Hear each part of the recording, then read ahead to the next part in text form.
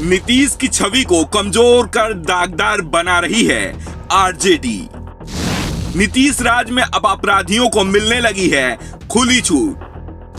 पूर्व कानून मंत्री को गिरफ्तार करने की हिम्मत नहीं जुटा पा रही है पुलिस। मोकामा सीट पर प्रचार में जुटे हैं कार्तिक सिंह, लेकिन पुलिस नजरों में फरार। बिहार का सीएम कौन है, नीतीश या तेजस्वी यादव, या फिर लालू यादव की सत्ता में वापसी हो गई है? दरअसल ये सवाल इसलिए उठ रहे हैं क्योंकि बिहार की पुलिस व्यवस्था को 2 दशक पुराने दौर में लौटती दिख रही है।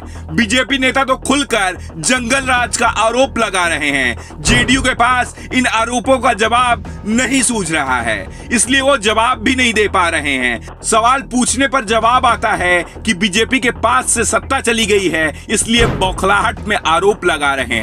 लेकिन जब सवाल मीडिया के हवाले से पूछे जाते हैं तो सवाल से कन्नी काट ली जाती है। सुशासन बाबू कहे जाने वाले नीतीश राज में उनके पुलिस पर सवाल उठ रहे हैं। सवाल इसलिए गहरे हैं क्योंकि गृह मंत्रालय नीतीश कुमार ही संभाल रहे हैं। पूछा जा रहा है क्या 2 दशक पुराना दौर लौट आया है, जब थानों में थानेदार का नहीं बल्कि बाहुबलियों का हुक्म चलता था। बाहुबलियों के खिलाफ बोलने की हिम्मत कोई नहीं जुटा पाता था। सत्ता भी बाहुबलियों के इशारे पर चलती थी, क्योंकि बाहुबलियों के सहारे ही सत्ता मिलती थी।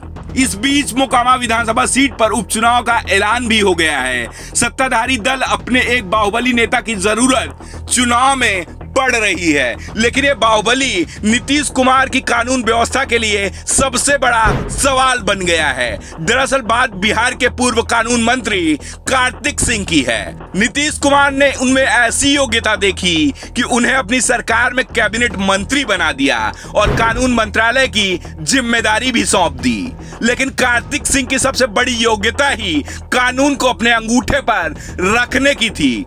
सब कुछ ठीक चल रहा था, लेकिन किडनैपिंग केस का तमगा उनके पीछे ऐसा चिपका कि कुर्सी के साथ ही वो फरार हो गए। नीतीश कुमार ने अपनी नाक बचाने के लिए कार्तिक को मंत्रिमंडल से तो हटा दिया, लेकिन उनकी गिरफ्तारी की हिम्मत नीतीश कुमार की पुलिस नहीं जुटा पा रही है। कार्तिक सिंह का खौफ ऐसा है कि बिहार में एडीजी जेएस गैंगवार से जब सवाल पूछा गया तो वो बहाने ढूंढने लगे।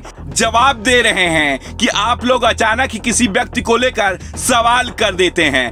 पटना पुलिस की जब प्रेस कॉन्फ्रेंस होगी तो इस सवाल का जवाब दिया जाएगा। वैसे भी पुलिस अपना काम कर रही है। कार्तिक की तलाश में लगातार छापेमारी कर रही है, लेकिन कार्तिक मिल ही नहीं रहे हैं। मिलते ही उन्हें गिरफ्तार किया जाएगा।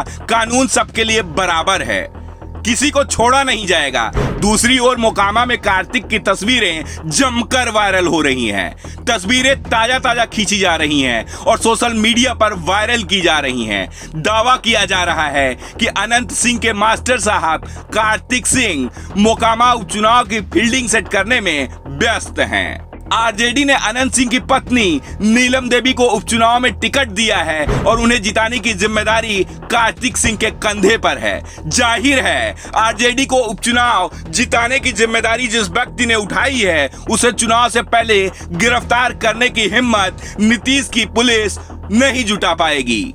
इस पर तो सवाल उठेंगे ही, और शायद इसलिए बिहार पुलिस भी कार्तिक सिंह पर हाथ डालने की हिम्मत नहीं जुटा पा रही है।